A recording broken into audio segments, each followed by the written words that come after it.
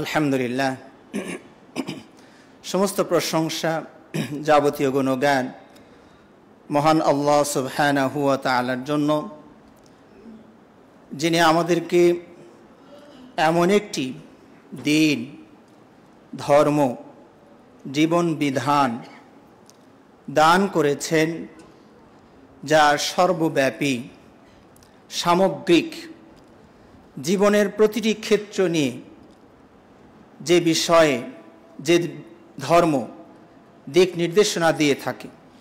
যে রব্বুল আলামিন আমাদেরকে এমন চমৎকার, কল্যাণকর জীবন বিধান প্রদান করেছেন, তার কৃতজ্ঞতা এবং শুকরিয়া জানাচ্ছি আলহামদুলিল্লাহ।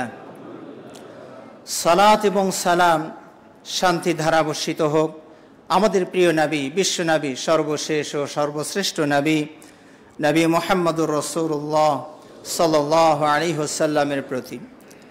সমবেত সম্মানিত মুসল্লিবৃন্দ, আজকের এই পবিত্র খুতবায় আমি আপনাদের সামনে যে বিষয় নিয়ে আলোচনা করার ইচ্ছা পোষণ করি সেটি হচ্ছে নিরাপদ সড়ক। আমি খুতবার শুরুতেই আল্লাহর প্রশংসা করতে গিয়ে যে কথাটি বলেছি যে ইসলাম সকল বিষয়ে, সকল সমস্যারই সমাধান প্রদান করে থাকে। একজন অমুসলিম মুশরিক সালমান ফারিসি রাদিয়াল্লাহু তাআলা আনহুকে উপহাসের ছলে বললেন, লাকাদ আল্লামাকুম নাবিয়্যুকুম কুল্লা শাই হাত্তাল খিরাআ, তোমাদের নবী তোমাদেরকে সবই শিখায়, এমনকি ওয়াশরুমে গিয়ে কি করতে হবে না হবে তাও তোমার নবী শেখায়। সে তুচ্ছ তাচ্ছিল্য করার উদ্দেশ্যে সালমান ফারিসিকে এমন কথা বললেন, কিন্তু তিনি এটাকে উপহাস হিসাবে না নিয়ে এমন চমৎকার সুন্দর করে উত্তর দিলেন, যিনি উপহাস করতে এসেছিলেন তিনি উপহাসের পাত্র হয়ে গেলেন। সুবহানাল্লাহি ওয়া বিহামদিহি সুবহানাল আযীম। তিনি এটাকে স্বাভাবিকভাবে যেন তিনি তাকে একটা জিজ্ঞেস করেছেন, উপহাস যেন উনি করেননি, যেন জিজ্ঞেস করেছেন। তখন তিনি বললেন, হ্যাঁ ঠিকই বলেছেন, আমাদের নবী আমাদেরকে শেখায় আমরা যেন কিবলার দিকে মুখ করে এই টয়লেট বাথরুম না সারি এবং ডান হাত দিয়ে যেন শৌচকার্য না করি, আর 3 পাথরের কমেও যেন শৌচকার্য না করি। তাহলে এই ঘটনা থেকেই বোঝা যায় যে ইসলাম সর্ববিষয়েই আমাদের কথা বলে, সর্ববিষয়ে দিক নির্দেশনা প্রদান করে। নিরাপদ সড়ক, এটা শুধু ইসলাম সড়কের নিরাপত্তা নিয়েও কথা বলে না, সামগ্রিক নিরাপত্তা নিয়েই কথা বলে। বিষয়টি এরকম নয় যে ইসলাম শুধু সড়কের নিরাপত্তা বিধান করেছে, বাড়িতে অনিরাপদ, গাড়িতে অনিরাপদ, রাস্তাঘাটে অনিরাপদ, তা কিন্তু নয়। বিদায় হজ্জের ভাষণে আল্লাহ নবী সাল্লাল্লাহু আলাইহি ওয়াসাল্লাম যে কথাটি বলেছিলেন সাহাবাদেরকে সম্বোধন করে, যে ইন্না দিমাআকুম ওয়া আমওয়ালাকুম ওয়া আ'রাদাকুম হারামুন আলাইকুম কা হুরমাতি ইয়াউমিকুম হাযা ওয়া ফি শাহরিকুম হাযা ওয়া ফি বালাদিকুম হাযা। আল্লাহ নবী সাল্লাল্লাহু আলাইহি ওয়াসাল্লাম এই লক্ষাধিক সাহাবীর সমাবেশে যে ভাষণটি তিনি দিয়েছিলেন, বিশাল একটা লম্বা চওড়া ভাষণ নবী সাল্লাল্লাহু আলাইহি ওয়াসাল্লামের ছিল, তার মাঝে একটি কথা ছিল, হে উপস্থিত জনতা, তোমরা মনে রেখো যে তোমাদের পরস্পরের রক্ত, তোমাদের পরস্পরের সম্পদ এবং ইজ্জত, আবরু, সম্মান এটা সংরক্ষিত। এটা একজনেরটা আর একজনের অপব্যবহার করা তোমাদের জন্য হারাম। কেমন হারাম? বলছেন আজকের দিন, এই আরাফার দিন যেমন হারাম, এই মক্কা শহরে অন্যায় করা যেমন হারাম, এই হারাম মাস জিলহজ মাসে অপরাধ করা যেমন হারাম। 3টি স্থান, সময় উল্লেখ করে নবী সাল্লাল্লাহু আলাইহি ওয়াসাল্লাম এর হুরমতটাকে, এর হারামত্বটাকে আরো জটিল করে তুলে ধরলেন। সুতরাং একজন মুসলিম শুধু নয়, একজন মানুষ, তথা শুধু মানুষও বলি না, ইসলামের কাছে সকল সৃষ্টিকুল নিরাপদ। আলহামদুলিল্লাহ, সেই মানুষ সৃষ্টিটা আসমানে থাক, জমিনে থাক, তথা সৃষ্টির যে কোনো স্থানে অবস্থান করুক না কেন, সে নিরাপত্তার দাবিদার। ইসলাম তার জন্য নিরাপত্তার ব্যবস্থা করে। জটিল কোনো অথারেন্স যদি সে না ঘটায় তাহলে তার রক্ত সংরক্ষিত থাকবে, তার জান মাল ইজ্জত সম্মান সবই থাকবে সংরক্ষিত। তো ইসলাম নিরাপদ সড়ক এই বিষয়ে কি কি কথা বলেছে, সামগ্রিকভাবে ব্যাপকভাবে বলেছে, স্পেসিফিক বা নির্দিষ্ট করে বিশেষ করেও উল্লেখ করেছে। প্রথমত আমরা সড়ক বলতে আসলে কি বুঝি? সড়ক বলতে আমরা বুঝি মানুষের চলাচল করার একটি পথ। আর এটা শুধুমাত্র যে রাস্তাঘাটই আপনি বলবেন তা কিন্তু নয়, আপনার ঘরের ভিতরেও সড়ক আছে, না হলে আপনি দরজা দিয়ে খাটে যাবেন কি করে, আপনার রান্নাঘরে যাবেন কি করে? এটা মানুষ যেখান দিয়ে চলাচল করে সেটাই সড়ক, সেটাই রাস্তা। তো এই সড়ক বা রাস্তা এটার উদ্দেশ্যই হচ্ছে মানুষ চলাচল করবে, পশু চলাচল করবে, মানুষের জন্য যা প্রয়োজন সেগুলো স্থানান্তর হবে, সেটা বিভিন্ন যানের মাধ্যমেও সেটা স্থানান্তর হবে। মানুষের জন্য খাদ্য স্থানান্তর হবে, সিলেটের খাদ্য কক্সবাজারে যাবে, কক্সবাজারের খাদ্য সিলেটে আসবে। অনেক সময় দেখবেন আপনি হয়তো বাসে উঠেছেন, সামনে ট্রাকের যানজট লেগে গিয়েছে, মনে কিন্তু খুব ক্ষোভ সৃষ্টি হয় যে এদের জন্য কোনো শান্তি নেই। আসলে ট্রাকওয়ালারা কি তাদের নিজের সুবিধা, হ্যাঁ ওখানে নিজের সুবিধা কিছুটা আছে, ও ড্রাইভিং করলে এখান থেকে ওখানে ট্রান্সফার করলে ও 500-1000 টাকা পাবে, কিন্তু মূল তো লক্ষ্য উদ্দেশ্য আপনার শান্তির জন্য সে এখানে নেমেছে। ও কেন ট্রাক নিয়ে এখানে আসতে গিয়েছে? ওই আপনার মুন্সিগঞ্জের আলুটা সিলেটে পৌঁছে দেওয়ার জন্য ও এসেছে। অমুক এলাকার অমুক খাদ্যটা এখানে পৌঁছে দিয়ে এখানকার কিছু অতিরিক্ত নিয়ে আবার আরেক জেলায় চলে যাবে। তো এখানে তো আসলে সবই আমাদের কল্যাণের জন্যই ব্যবহার হচ্ছে। তো সড়ক বলতে আমরা সাধারণত এটার বিভিন্নভাবে বিভিন্ন ভাষায় আমরা আমাদের শব্দে ব্যবহার করি, প্রতি শব্দ ব্যবহার করি, প্রায় উর্দু, ফার্সি, ইংরেজি সব মিলে আমরা অনেকগুলো শব্দ এখানে ব্যবহার করি। সড়ক বলি, রাস্তা বলি, রাহ বলি, রোড বলি। আবার যদি বড় রাস্তা হয় তাহলে বিশ্ব রোড অথবা মহাসড়ক বলি, আর যদি একটু চিপাচাপা হয় অলিগলি ব্যবহার করি। তাহলে এই রাস্তার প্রয়োজনীয়তা অপরিসীম, কারণ এখানে মানুষজন যাবে, তাদের জীবন চলার পথে যা যা প্রয়োজন সেটা এই রাস্তা দিয়ে ট্রান্সফার হবে। এই রাস্তা এর প্রকারভেদ, বিভিন্নভাবে আপনি রাস্তাকে শ্রেণী বিন্যস্ত করতে পারেন। প্রথমত আকাশপথ, জলপথ, স্থলপথ। পবিত্র কোরআনে এই সবগুলো পথের কথাই এবং সবগুলো যানের কথাও উল্লেখ করেছেন। যেমন ধরুন আকাশপথের কথা আল্লাহ কোরআনে বলছেন, ওয়াশ-শামসু তাজরি লিমুস্তাকাররিন লাহা যালিকা তাকদীরুল আজিজিল আলিম ওয়াল কামারা কদ্দারনাহু মানাজিলা। তাহলে সূর্য আকাশপথে চলাফেরা করছে, চন্দ্র আকাশপথে চলাফেরা করছে। এখানে আকাশপথ এবং সেখানকার যান, যে যানবাহনটি চলে সেটার কথা উল্লেখ করলেন।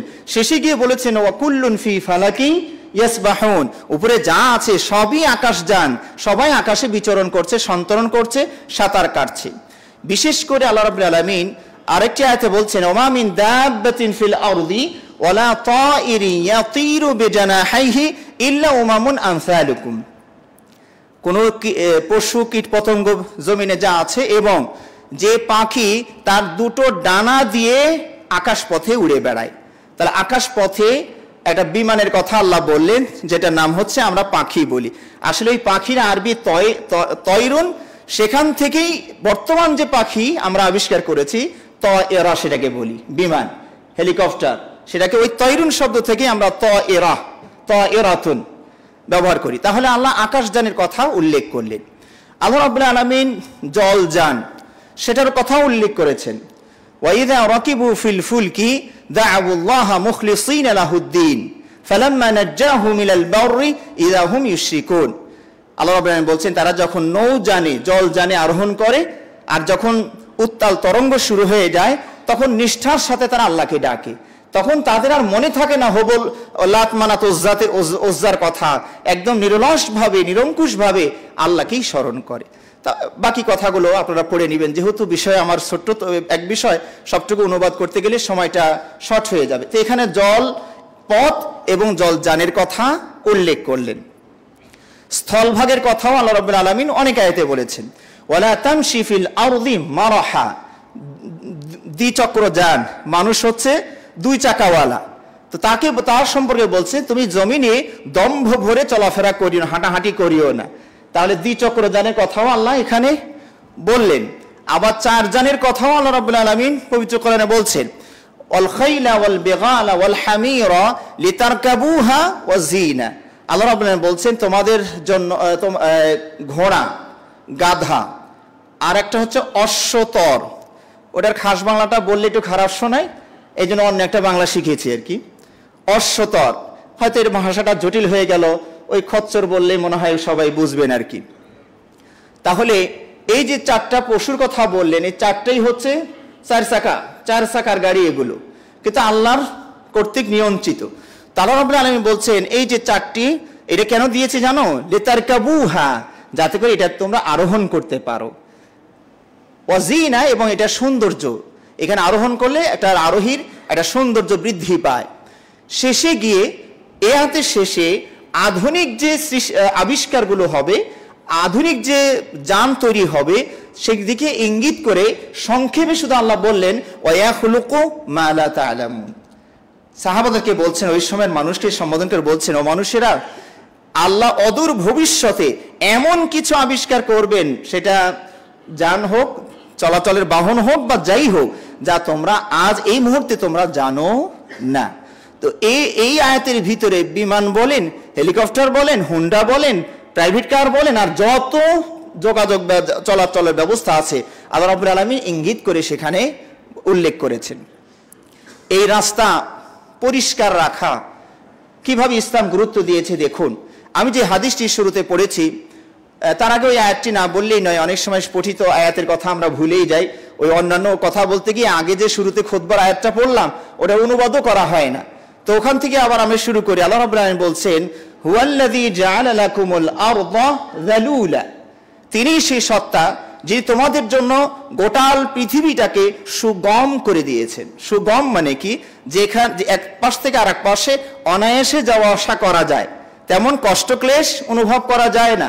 তো আল্লাহ রাব্বুল আলামিন বলছেন তিনি সেই সত্তা যিনি তোমাদের জন্য পুরো পৃথিবীটাকে সুগম করে দিয়েছেন, সহজে গমন যোগ্য করে দিয়েছেন। তো এরপরে বলছেন ফামসুফি মানাকিবিহা, সুতরাং এর যে অলি গলি, রাস্তাঘাট, কুল কিনারা আছে, দিগন্ত আছে, সেখানে তোমরা চলাচল করতে থাকো। আর কি? ওয়াকুলু মির রিজকিহি, আর এই রাস্তার ধারে, রাস্তার প্রান্ত সীমায়, ডান পাশে বাম পাশে আল্লাহ যে রিজিক তোমাদের জন্য ছিটিয়ে রেখেছেন, সেখান থেকে তোমরা ভক্ষণ করো। তবে মনে রেখো ইলাইহিন নুশুর, যেখানেই যাও, যত দূর যাও, ফিরে যেতে হবে তার কাছেই। সুবহানাল্লাহি ওয়া বিহামদিহি সুবহানাল্লাহিল আযীম। তো এই রাস্তা পরিষ্কার পরিচ্ছন্ন রাখা ইসলাম কতভাবে গুরুত্ব দিয়ে উল্লেখ করেছেন দেখুন। আল্লাহ নবী সাল্লাল্লাহু আলাইহি ওয়াসাল্লাম বলছেন, আল ঈমানু বিদ'উ ওয়া সাব'উনা শু'বা, ঈমান 70-এরও বেশি শাখা প্রশাখা রয়েছে। সর্বোচ্চ শাখায় বলা হলো কাউলু লা ইলাহা ইল্লাল্লাহ, আল্লাহ ছাড়া সত্য কোনো ইলাহ নেই, এই কথাটা বলা। ওয়া আদনাহা, আর সর্বনিম্ন স্তর হচ্ছে ইমাতাতুল আযা আনিত তরিক, রাস্তা হতে কষ্টদায়ক জিনিস সরিয়ে ফেলা। এখন এই যে এটাকে আপনারা, এই যে রাস্তা হতে কষ্টদায়ক জিনিস সরিয়ে ফেলা, এটাকে একটা সূত্র মনে করতে পারে। যেমন যোগ বিয়োগ গুণন এবং বীজগণিতের সূত্র আছে, আল্লাহ নবী সাল্লাল্লাহু আলাইহি ওয়াসাল্লাম এই কথাটুকুই একটা সূত্র হিসাবে ব্যবহার করুন। রাস্তার চলাচলে বিঘ্ন ঘটায়, রাস্তার চলাচলে সমস্যা সৃষ্টি করে, এরকম যা কিছু আছে সেগুলো যদি আমরা সরিয়ে ফেলি, তার মানে হচ্ছে আপনার আমার ভিতরে ন্যূনতম হলেও ইমানের একটা শাখা অবস্থান করছে। সুবহানাল্লাহি বিহামদিহি সুবহানাল আযীম। একজন সাহাবী আল্লাহ নবী সাল্লাল্লাহু আলাইহি ওয়াসাল্লামকে বললেন, আল্লিমনি শাইআন আনতাফিউ বিহি, হে আল্লাহ রাসূল, আমাকে এমন একটা আমলের কথা বলে দিন যে আমলটা করলে আমি একটু উপকৃত হব। আল্লাহ নবী সাল্লাল্লাহু আলাইহি ওয়াসাল্লাম বললেন, তুমি তুল আযা আনিত তরিক, তুমি রাস্তা হতে কষ্টদায়ক জিনিস সরিয়ে ফেলবে, এটাই তোমার জন্য কল্যাণকর হবে। সুবহানাল্লাহ সুবহানাল্লাহ। আল্লাহ নবী সাল্লাল্লাহু আলাইহি ওয়াসাল্লাম আরো বলছেন যে একজন সাদাকার বর্ণনা দিতে গিয়ে বলছেন যে প্রতিটি মানুষের শরীরে 360টি জয়েন্ট আছে। এটা তো নবী সাল্লাল্লাহু আলাইহি ওয়াসাল্লামের বলার কথা না, কয়টা জয়েন্ট আছে, তখন তো এক্স-রে মেশিন ছিল না। এই তথ্যগুলো নবী সাল্লাল্লাহু আলাইহি ওয়াসাল্লাম কোত্থেকে পেলেন? মেডিকেল সায়েন্সের তথ্য। সেটা আল্লাহ তাকে জানিয়েছেন। স্রষ্টা যিনি সৃষ্টি করেছেন 360টি আপনার জয়েন্ট আছে, জোড়া আছে। এই আঙ্গুল থেকে শুরু করে এই যে সুন্দর করে যে আপনি ঘুরাচ্ছেন, ওঠানামা করছেন, এই জয়েন্টগুলোর সুফলেই আপনি ওঠানামা করতে পারছেন। তো এই প্রত্যেকটা জয়েন্টের যে আমরা সুবিধাটা গ্রহণ করি, এটার একটা মজুরি দেওয়া দরকার, এটার একটা প্রতিদান দেওয়া দরকার। আল্লাহু আকবার। যার পাটা বাঁকা হয় না, সে না বোঝে এই কবজাটা কত দামি ছিল। যার হাতটা আর ওঠানামা করে না, সোজা হয়ে গিয়েছে, আর কবজা কাজ করে না, সে না বোঝে কি হারিয়েছে। তো 360টি জয়েন্টের একটা যদি বিকল হয়, তখনই আমরা বুঝতে পারবো যে আমরা কি হারালাম। এই জন্য এটার একটা মজুরি দেওয়া দরকার।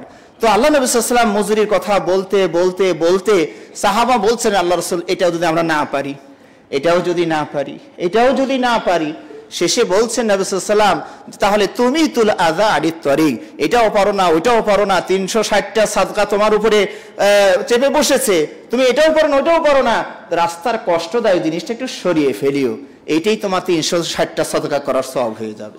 সুবহানাল্লাহি বিহামদিহি সুবহানাল্লাহ আযীম।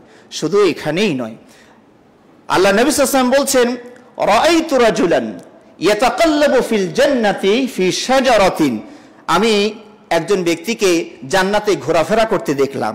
সুবহানাল্লাহ। তার আমলের মধ্যে কি ছিল, যে একটা বৃক্ষ রাস্তার উপরে অস্বাভাবিকভাবে হেলে পড়েছিল, যাতে মানুষের চলাচলে বিঘ্ন ঘটেছে।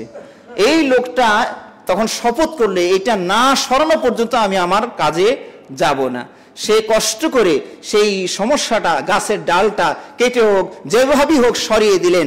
আল্লাহ নবী সাল্লাল্লাহু আলাইহি ওয়াসাল্লাম বলছেন, এইটুক মানব কল্যাণে কাজ করার কারণে ওই লোকটা জান্নাতে চলে গিয়েছেন। সুবহানাল্লাহি বিহামদিহি সুবহানাল্লাহিল আযীম। সুতরাং এই কয়টি হাদিসকে সামনে রেখে আপনি যদি চিন্তা করেন যে রাস্তা নিরাপত্তার জন্য নবী সাল্লাল্লাহু আলাইহি ওয়াসাল্লাম কি পরিমাণ ব্যবস্থাপনা দিয়েছেন। আল্লাহ নবী সাল্লাল্লাহু আলাইহি ওয়াসাল্লাম আরেকটা হাদিসে বলছেন, ইদা মাররা আহাদুকুম ফি মাসজিদিনা আও ফি সুকিনা ওয়া ফি ইয়াদিহি নাবলুন ফালিয়ুমসিক আলা নিসালিহা, আলা নিসালিহি বলছেন, আল্লাহ নবী সাল্লাল্লাহু আলাইহি ওয়াসাল্লাম বলছেন, তোমাদের কেউ যদি আমাদের মসজিদে আসা যাওয়া করে, মসজিদে আসতে হলে তো রাস্তা দিয়ে আসা লাগে, অফি সুকিনা অথবা আমাদের বাজারে প্রবেশ করে, আর বাজারেও লোকজন থাকে, রাস্তাঘাটও আছে, অফি ইয়াদিহি নাবলুন আর তার হাতে রয়েছে তীর, তাহলে সে যেন তীরের ধারালো সাইডটা ধরে হাঁটে, কারণ এইভাবে নিয়ে না হাঁটে যে সামনে কারো গিয়ে আঘাত করবে।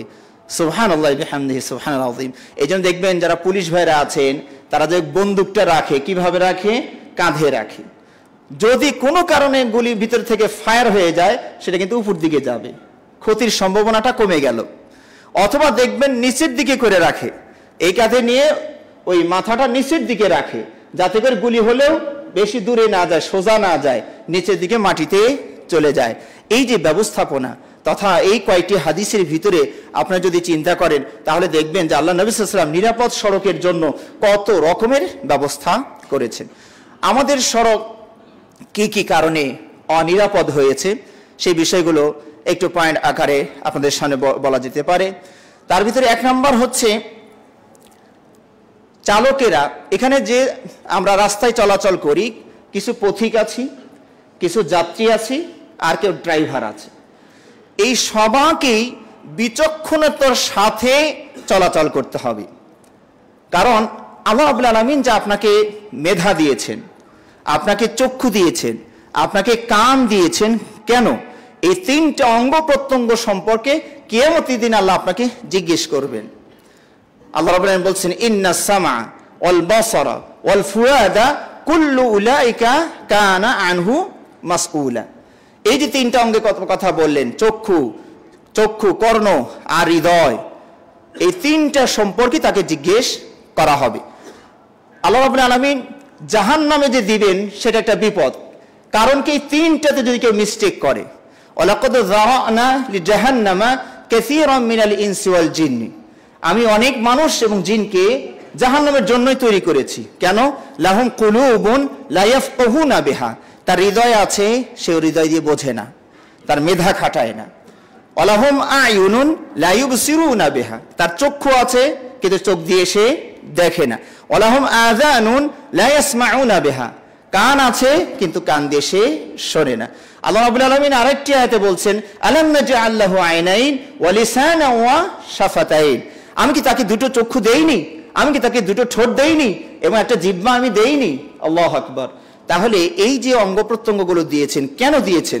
আপনি যখন রাস্তায় চলবেন, এই চক্ষু হবে আপনার রাডার।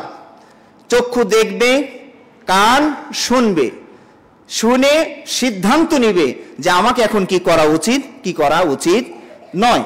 তো আল্লাহ রাব্বুল আলামিন যেমন এই তিনটা অঙ্গের অপব্যবহারের কারণে জাহান্নাম নামক কষ্টের দিকে তাকে ঠেলে দিবেন বললেন, আমরা এটাকে আমাদের রাস্তায় নিয়ে আসি যে আমরা যদি রাস্তায় চলাচলের সময় এই তিনটা অঙ্গ ব্যবহার না করি, তাহলে হয়তোবা জাহান্নামের কষ্টে আপনি না গেলেন, হয়তো অ্যাক্সিডেন্টের কষ্টের ভিতরে আপনি পড়ে যেতে পারেন। তো সুতরাং রাস্তায় চলার সময় চোখ কান এগুলো খোলা রাখতে হবে, সবকিছু দেখে শুনে ভেবে তারপরে আপনাকে রাস্তায় চলতে হবে।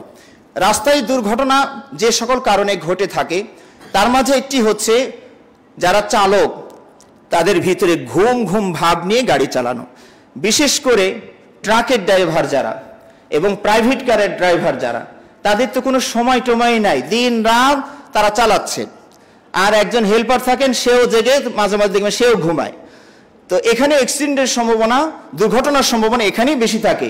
একটা নাইট কোচে 3 জন মানুষ থাকেন, ড্রাইভার আছেন এবং সুপারভাইজার আছেন এবং হেল্পার আছেন।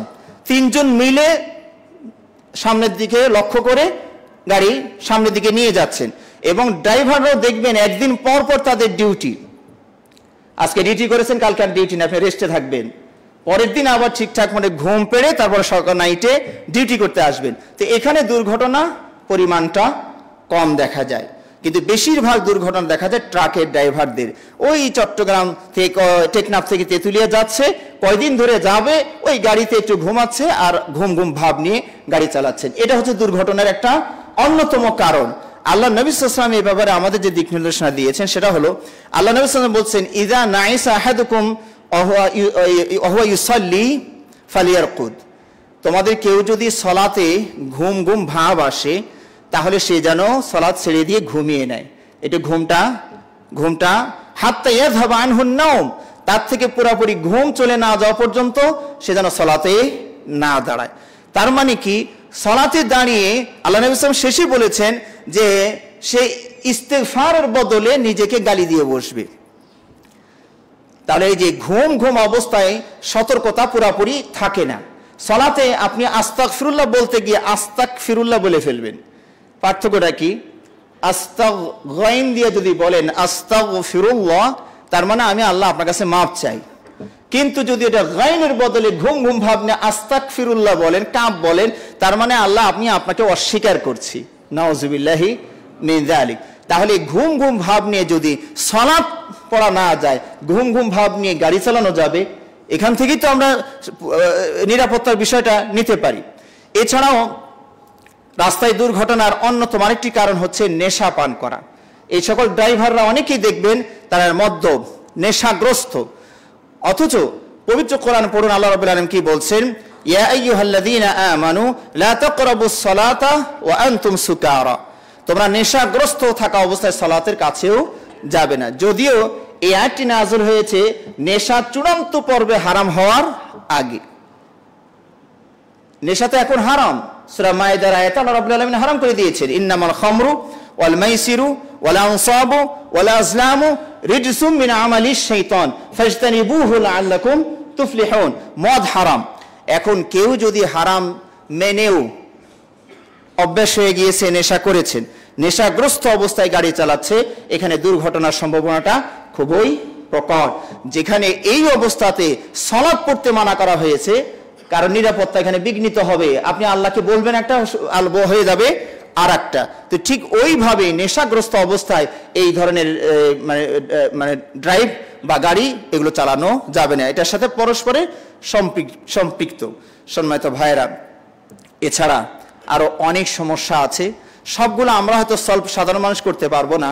রাস্তায় যে সমস্যাগুলো আছে, এই যে মিছিল, মিটিং, অবরোধ, হরতাল, এগুলো সবই হচ্ছে জনগণের স্বাভাবিক চলাচলে বিঘ্ন ঘটায়, বাধা সৃষ্টি করে। তো এগুলো আপনি চেঞ্জ করতে পারবো না। এবং আমাদের যে বর্তমান দেশের রাজনৈতিক যে অবস্থা সেটারও বাধা দেওয়ার তেমন কিছু নাই। এটাই নাকি ওয়ে দাবি আদায়ের। এই নীতিমালা যদি চেঞ্জ না করা হয় তাহলে আপনি এখান থেকে মুক্ত হতে পারবেন না। রাস্তায় আরো যে সমস্যাগুলো আছে, চাঁদাবাজি আছে, চাঁদাবাজি সেটা বৈধ পোশাকধারী চাঁদাবাজি আছে, বিভিন্ন ট্রাফিক মোড়ে মোড়ে সেখানে চাঁদা আছে, এগুলো সম্পূর্ণ শরীয়ত বিরোধী কাজ। এবং রাস্তায় আপনার এই যে সমস্যাগুলো আরো হয় তার মাঝে অন্যতম আরো সমস্যাগুলো হচ্ছে এখানে কথায় কথায় ধৈর্যের অভাব আছে, কথায় কথায় মানুষ রেগে যায়, কথা বলার আগে 4-5টা বকা দিয়ে নেয়। তখন দেখা যাবে যাকে আপনি বকা দিলেন সে যাও একটু মন মানসিকতা ভালো ছিল, বকাটা খাওয়ার সাথে সাথে সে তো যাবে বিগড়ে। অথচ আল্লাহ নবী সাল্লাল্লাহু আলাইহি ওয়াসাল্লাম বলেছেন লা ইয়াকুনুল মুমিনু সাব্বাবান ওয়ালা লাআনান, মুমিন কখনো বকা দিতে পারে না, গালি দিবে না, লানত করবে না। কিন্তু আমাদের এই অভ্যাসগুলো এখানে চালু হয়েছে। রাস্তায় নামলেই একটু ছোট্ট ত্রুটি দেখলেই আগে বকাটা দিয়ে দিবে, তারপরে কথা বলবে। এগুলো রাস্তার চলাচলে বিঘ্ন সৃষ্টি করে। যাকে আপনি রাগিয়ে দিলে, ও তো শান্ত ছিল, একটা মিস্টেক করেছে। অনেক সময় দেখবেন হয়তোবা একজন স্লো গতিতে যাচ্ছে আর একজন পিছন থেকে বকাঝকা শুরু করেছে, মানে উল্টাপাল্টা কথা যেগুলো মানে খুতবায় এগুলো বলাই আমার জন্য মুশকিল হয়ে গিয়েছে। আপনারা যেহেতু এই চাক্ষুষ মানুষ, এগুলো আপনারা বুঝতে পেরেছেন। রাস্তায় দুর্ঘটনার আরো যে সকল কারণ আছে সেটা হচ্ছে মানে প্রতিযোগিতা। আপনাকে ওভারটেক করে আরেকজন গেল, আপনার ভিতরে ক্ষোভ তৈরি হলো, আরে কয়েকদিন আগে ড্রাইভিং শিখলো, আমার আগে যাই মানে বলেন কি, আপনিও মারলেন টান। এখন শেষে গিয়ে কি হবে আল্লাহ মাহবুব জানেন। নিজেও দুর্ঘটনার কবলে পড়তে পারেন, আরো মানুষকে আপনি দুর্ঘটনার কবলে ফেলতে পারেন। এখানে আরো আছে প্রতিহিংসা। প্রতিহিংসা মানে একই রুটে যখন একই কোম্পানির গাড়িগুলো চলে, দেখবেন ওদের বিশ্বাস হলো আমার আগে যেন কোনো ওই রুটের গাড়ি যেতে না পারে, প্রবণতা। রাস্তায় প্যাসেঞ্জার নেওয়ার সময় বাঁকা করে দিয়া প্যাসেঞ্জার নিবে যাতে করে আর কোনো গাড়ি ওটাকে ওভারটেক করতে না পারে। এগুলো হচ্ছে তাকদীরের প্রতি তাদের বিশ্বাসের অভাব।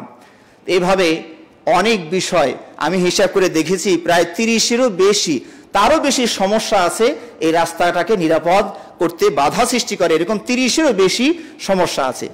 এর মাঝে আর 2টি না বললেই নয়, এই যে বেপর্দা নারীদের অবাধ চলাফেরা, এটাও দুর্ঘটনার একটা কারণ। একজন ড্রাইভার ড্রাইভ করতে গিয়ে যদি এই ডাইনে একজন যাচ্ছে ওইদিকে তাকিয়ে কিছুক্ষণ দেখার চেষ্টা করে, তো গাড়িতে দুর্ঘটনার কবলে পড়তেই পারে। এইভাবে আপনার প্যাসেঞ্জারের ভিতরে ভাড়া নিয়ে গন্ডগোল, ছাত্র জনতার ভিতরে দেখবেন হাফ পাস নিয়ে গন্ডগোল।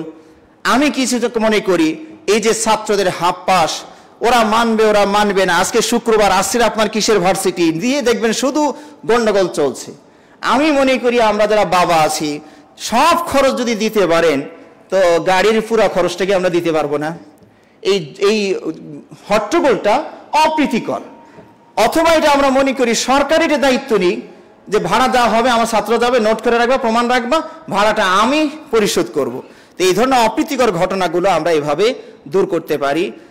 আল্লাহ রাব্বুল আলামিন আমাদেরকে নিরাপদ সড়ক গঠন করতে যা যা প্রয়োজন আল্লাহ যেন সেই সুযোগ আমাদের করে দেন, আমিন। বিশেষ করে রাস্তায় দেখবেন ময়লা আবর্জনা ফেলা, একটা মৃত পশু পড়ে আছে, সেটা সরানোর মতো লোক নাই, ও পচে গলে দুর্গন্ধ হয়ে যাচ্ছে, অথচ পাশে কারো বাড়ি আছে, টেনে নিয়ে মাটিতে পুঁতে রাখলেও কিন্তু এই সমস্যাটা দূর হয়। এগুলো কেউ করছে না। কলা খেয়ে চোষাটা ফেলে দিয়েছেন, হুন্ডা দেওয়ার সময় পিচ্ছিলকে কেটে লোকটা অ্যাক্সিডেন্ট ঘটালো। অনেকে আছেন দেখবেন গ্রাম অঞ্চলে রাস্তা কেটে পানি নিয়েছেন, রাস্তাটা ভালো করে মেরামত করলেন না। অনেকে উঁচু করে আবার বালু ফেলার জন্য পাইপ নিয়েছেন, দেখলেন ওইটা আর মেরামত পরে করা হয়নি। এইভাবে নানানভাবে আমরাও দায়ী এই নিরাপদ সড়কে বাধা সৃষ্টি করার কারণে। আল্লাহ রাব্বুল আলামিন আমাদেরকে সবাই মিলে সার্বিকভাবে প্রচেষ্টা চালানোর তৌফিক দান করুন, যাতে করে আমাদের রাস্তা, আমাদের গাড়ি, আমাদের বাড়ি, আমাদের জীবন, আমাদের জানমাল সবকিছু যেন নিরাপদে থাকে।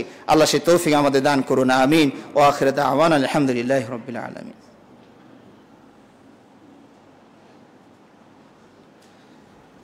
ইন্নাল হামদুলিল্লাহি ওয়াহদা ওয়াসসালাতু ওয়াসসালামু আলা মান লা নাবিয়্যা বা'দা ওয়া আলা আলিহি ওয়া আসহাবি ওয়া মান তাবি'আহুম বিইহসানিন ইলা ইয়াউমিদ্দিন, আম্মা বা'দ। সম্মানিত ভাইরা, আরও যে সমস্যাগুলো সংক্ষেপে পয়েন্ট আকারে বলি। মোবাইলের অপব্যবহার, যাত্রীরা কথা বলতে বলতে মোবাইলে অন্যমনস্ক হয়ে রাস্তা পার হচ্ছে, গাড়ি এসে তাকে মেরে দিতে পারে। এমনকি ড্রাইভারও মোবাইলে কথা বলতে বলতে এখন স্ত্রীর সাথে গন্ডগোল করে রাস্তায় বেরিয়েছে, বাড়িতে এক পশলা ঝগড়া হয়ে গিয়েছে, আবার ফোনে আবার কিছু বকাঝকা দিয়ে দিয়েছে। এখন এই ড্রাইভারের মন কি আর ভালো থাকবে? এর তো ব্যাটারি গেল গরম হয়ে। হ্যাঁ, আমি কখন বাড়িতে যাবে 2 সেটা দেওয়ার জন্য, তার আগেই তো রাস্তাঘাটে যে আছে এদেরকেও দিয়ে দিবে। তো এই যে সমস্যাগুলো সার্বিক সাইড আমাদের খেয়াল করা উচিত। ট্রাফিক সিগন্যাল বোঝা এবং তা মেনে চলা। হয়তো বলবেন এটা আবার শরীয়তের কোথায় আছে? এটা হচ্ছে সংক্ষেপে যদি দলিলটা নেওয়া যায়, রাস্তাঘাটে বের হলে কোন দিকে যাবেন কোন দিকে যাবেন না। আল্লাহ নবী সাল্লাল্লাহু আলাইহি ওয়াসাল্লাম যখন মদিনা থেকে হিজরত করে মক্কা থেকে হিজরত করে মদিনায় আসবেন, এত দূরের পথ উনি তো চেনেন না রাস্তাঘাট, তাহলে একজন ট্রাফিক লাগবে যিনি ডাইনে আর বামে নিয়ে যাবে বলে দিবে। তা আব্দুল্লাহ বিন উরাইকিত তিনি তখনও কাফের ছিলেন কিন্তু বিশ্বস্ত ছিলেন, খেয়ানত করবে না, এরকম একজন ট্রাফিককে সিগন্যালকে সাথে করে নিয়ে মদিনায় রওনা করলেন। তাহলে বোঝা গেল কি, এই যে ট্রাফিক সিগন্যাল এদিক যেতে হবে ওদিক যাওয়া যাবে না, এই যে এখন হয়তো লোক লাগে না, আপনি সামনে গেলে দেখবেন বাঁকা করে একটা চিহ্ন দেওয়া আছে, তার মানে এরপরে আপনাকে ডানে যেতে হবে বামে যেতে হবে। এই যে স্বরূপ চিহ্ন, এই যত চিহ্নগুলো আছে, কোথায় ব্রিজের সমস্যা আছে, এই যে ট্রাফিক সিগন্যাল, এগুলো মেনে চলতে হবে। সম্মানিত ভাইরা, অনেকেই আছেন যারা মেনে চলে, তাদেরকে উপহাস করে, ও বড় আল্লাহর ওলি, ও ট্রাফিক সিগন্যাল অমান্য করতে রাজি না। আরব দেশে দেখবেন যারা গিয়েছেন দেখেছেন, ফজরের সময় রাত্রিবেলায় গাড়ি নিয়ে বেরিয়েছেন, চারপাশে তাকিয়ে দেখবেন কোনো জায়গায় কোনো গাড়ি নেই, কিন্তু এই আল্লাহর বান্দা এখানে দাঁড়িয়ে থাকবে, যাবে না। যদিও যেতে যাওয়ার সুযোগ ছিল, যাবে না, কারণ বলা যায় না আর কোন আল্লাহর বান্দা হঠাৎ করে এদিক দিয়ে চলে আসতে পারে। এই যে যার কারণে সে দেশে দুর্ঘটনার পরিমাণ অনেক কম। এছাড়াও এখানে আরো যে সমস্যা আছে, বিকট শব্দে হর্ন বাজানো। দেখবেন হার্টের রোগী, তার সামনে ড্রিং করে হর্নটা বাজিয়ে দিয়েছেন এবং এমনভাবে বাজাচ্ছেন যে সামনের গাড়িওয়ালা বিরক্ত হয়ে গিয়েছে, এখন সে বেঁকে বসেছে, তুই আমার সামনে দিয়ে কেমনে যাস, আমি দেখে নিবনি। এই যে দেখেছেন, পরস্পরে হিংসা বিদ্বেষ, এগুলো আমাদের নিরাপদ তাকে বিঘ্নিত করে। এছাড়া ছিনতাই, ডাকাতি, অজ্ঞান পার্টি, অফিসে মানুষের কিছু দেওয়া খাবার গাড়িতে উঠে ডাব কিনে খেয়েছেন, আর ভাবলেন ডাবই তো, এখানে তো সুই দিয়েও মনে হয় কিছু করতে পারবে না, কিন্তু খেয়েছেন, ওরা তো ওখানে নেশার ভিতর ঢুকে দিয়েছে। হ্যাঁ, আস্তে করে আপনি অজ্ঞান হয়ে যাবেন, আপনার সব কিছু ফুতুর করে নিয়ে যাবে। তো এই বিষয়গুলো, চুরি ডাকাতি, ইসলাম এটাকে কিভাবে ঘৃণা করেছে সেটা তো আপনারা জানেন। তো সেটা তো আমরা ব্যবস্থা করতে পারবো না, এটা প্রশাসনের পক্ষ থেকে ব্যবস্থা নিশ্চিত করতে হবে। এছাড়াও ফুটপাত, রাস্তাঘাটে চলাফেরার জন্য ফুটপাতের দোকান, আল্লাহ নবী সাল্লাল্লাহু আলাইহি ওয়াসাল্লাম কি বলেছেন জানেন? মান আখাযা শিবরাম মিনাল আরদি যুলমান তুবিকাহু মিন 70 আরদিন, যে আধাত পরিমাণ জায়গা দখল করে নিল, তার গলায় 7 তবক জমিন তার গলায় কিয়ামতের দিন পেঁচিয়ে দেওয়া হবে। এখন রাস্তা, আপনি দোকান আপনার এখানে ফুটপাতটা সহ দখল করে নিয়েছেন, তা আপনার ব্যবসা বৈধ হচ্ছে কি করে? হ্যাঁ, রাস্তাঘাটে দোকান বসা যাবে যাবে না, এটা বৈধতাও আছে, বিশেষ করে গ্রাম অঞ্চলের রাস্তাঘাটে, বাজারের ভিতর দিয়েও কি আছে, রাস্তা আছে, তো ওখানে দোকানপাট বসার অনুমতি আছে। তো ওই পরিমাণ জায়গা আপনারা নিতে পারেন যেখানে চলাচলে কোনো বিঘ্ন ঘটবে না। এভাবে আরো অনেক ছিল। অবৈধ পার্কিং, যেখানে পার্ক করা যাবে না সেখানে পার্ক করা, ঘন ঘন লেন পরিবর্তন করা, মানে হাজারো সমস্যা আপনার রাস্তায় রয়ে গিয়েছে। অনেকে আছে গাড়ি মেরে দিয়ে পালিয়ে যাবে, মানুষকে মেরে দিয়ে পালিয়ে যাবে, এটা কেন? ধরতে পারলে আমারে শেষ করে দিবে। এই প্রবণতার কারণে যা হয়েছে হয়েছে, আমি আমার জান নিয়ে চাষা, আপন জান বাঁচা। আরব দেশে, বিশেষ সৌদি আরবে এটা পাবেন না। আপনার গাড়ির সাথে লেগে গিয়েছে, উনি দাঁড়িয়ে যাবে, সাইড করবে গাড়ি, দুইজনে আপোষ করার চেষ্টা করবে, ভাই আমি আসলে খেয়াল করতে পারিনি, এখন আপনার ক্ষতি হয়েছে, আপনি মাফ করে দিতে পারেন, আর জরিমানা লাগলে কত লাগবে বলেন, দিয়ে যাই গিয়ে। অথবা এখন অ্যামাউন্টে যদি সমস্যা হয়, সামনে পুলিশ আসবে, অপেক্ষা করবে, পুলিশ আসবে, টহল দিচ্ছেন, এই কি হয়েছে তোমাদের, এই যে আমাদের এই সমস্যা, উনি যেটা সমাধান করে দিবেন সেটা মেনে নিবে। এই যে বিষয়গুলো আমাদের দেশে দেখবেন, একজন মানুষ যদি হঠাৎ করেও একজন মানুষকে মেরে দেন, তো উনি চিন্তা করছে যা হয়েছে একজনের উপর দিয়ে গেছে, আমার এখানে থাকা যাবে না, কারণ আমাদের হলো গণতন্ত্রের দেশ, এই যদি খালি ড্রাইভারকে ধরতে পারে, বিচারের অপেক্ষা কে করবে না, এরেও জিন্দা মেরে ফেলবে। এই কারণে ও চাচা আপন যান বাঁচা, যা হয়েছে আমি আমারটা নিয়ে বাঁচি। কিন্তু যদি এইভাবে না থাকতো, উনি মেরে দিয়েছেন, লোকটা মারা গিয়েছে, উনি নিজেই হাসপাতালে নিয়ে যাওয়ার চেষ্টা করতো, কিন্তু ওই যে ভয় যে পাবলিক ধরতে পেলে আমারে ছাড়বে না, যার কারণে তিনি নিজের জান নিয়ে পালানোর চেষ্টা করেন। তো এই বিষয়গুলো আমাদের নিয়ন্ত্রণে আনা দরকার। এরকম হাজারো সমস্যা আছে, শরীয়ত বিরোধী কাজগুলো আছে, মাহরাম ছাড়া সফরে যাওয়া, গাড়িতে ধর্ষণ হচ্ছে, এগুলো সবই রাস্তার নিরাপত্তাকে বিঘ্নিত করছে। হয়তোবা আপনি মনে করছেন আমার মেয়েটা ঢাকা থেকে সিলেটে উঠিয়ে দিলাম, আর দেখছেন 56 জন মানুষ, এতগুলো মানুষের মাঝে কি আমার মেয়ের গায়ে হাত দিতে পারবে? কিন্তু আপনি কি সবার টিকিট চেক করেছেন যে সবাই সিলেটে ওই জায়গায় নামবে? সবার টিকিট তো চেক করেন নাই। দেখা গেছে প্রতিমধ্যে 10 জন নেমে গিয়েছে, আরেকটু আসলে আরো 10 জন নেমে গিয়েছে, সব শেষে দেখা যায় আপনার মেয়েটা আর 3 জন আল্লাহর ওলি আছে গাড়িতে। এখন তাদের ভিতরে তো মনে চাচ্ছে যে সুযোগ তো একটা পাওয়া গেছে, এই যে দুর্ঘটনা ঘটে যায় এভাবেই। তো শরীয়ত লঙ্ঘন করার কারণে এই সমস্যাগুলো হয়। এখানে রাস্তায় অবাধে ধূমপান আছে, পান খাচ্ছে, পিক মেরে ফেলে দিচ্ছে, রাস্তা বৃষ্টি করে ফেলছে, চুন খেয়ে যেখানে সেখানে লাগিয়ে দিচ্ছে রাস্তা। এরকম অসংখ্য পয়েন্ট আছে। তো আসলে খুতবায় তো সব বিষয় পুরোটা বলা সম্ভব নয়। সর্বোপরি ইসলাম আমাদেরকে সর্বত্র নিরাপত্তার কথা বলেছেন। আমাদের জান মাল রাস্তা সহ সকল স্থানে নিরাপত্তার বিধান ইসলাম করেছে। আমরা যেন সেই ইসলামের যুগ একটু দেখে যেতে পারি। আল্লাহর কাছে আমরা সেই দোয়া করি, আল্লাহ আমাদেরকে এই ইসলামের সোনালী যুগ একবার হলেও দেখার সুযোগ করে দিন, আমিন। اللهم صل على محمد وعلى آل محمد كما صليت على إبراهيم وعلى آل إبراهيم إنك حميد مجيد اللهم بارك على محمد وعلى آل محمد كما باركت على إبراهيم وعلى آل إبراهيم إنك حميد مجيد اللهم أعز الإسلام والمسلمين اللهم أعز الإسلام والمسلمين واخذل الكفرة الفجرة اليهود والمشركين اللهم دمر ديارهم وشتت شملهم ومزق جمعهم اللهم انصرنا فإنك خير الناصرين اللهم انصرنا فإنك خير الناصرين سبحان ربك رب العزة عما يصفون وسلام على المرسلين والحمد لله رب العالمين.